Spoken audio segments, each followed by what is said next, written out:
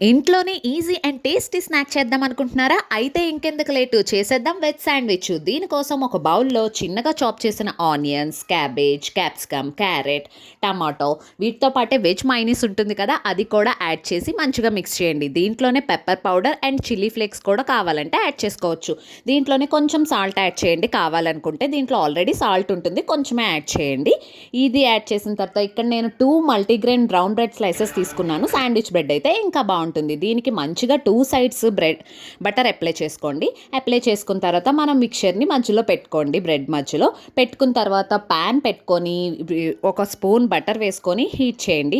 మనం పక్కన పెట్టుకున్న బ్రెడ్ పీసెస్ దాంట్లో పెట్టి దాన్ని కొంచెం మనం ప్రెస్ చేస్తే ఆ వెజిటేబుల్స్ అన్నీ బ్రెడ్‌కి స్టిక్ అయ్యి బయటికి రాకుండా ఉంటాయి. దాని తర్వాత లిడ్ క్లోజ్ చేసి మీడియం ఫ్లేమ్‌లో బ్రౌన్ కలర్ వచ్చేలాగా మంచిగా క్రిస్పీగా టోస్ట్ చేసుకోండి. ఇప్పుడు మనకెంతో tasty and delicious easy veg sandwich ready అయిపోయింది.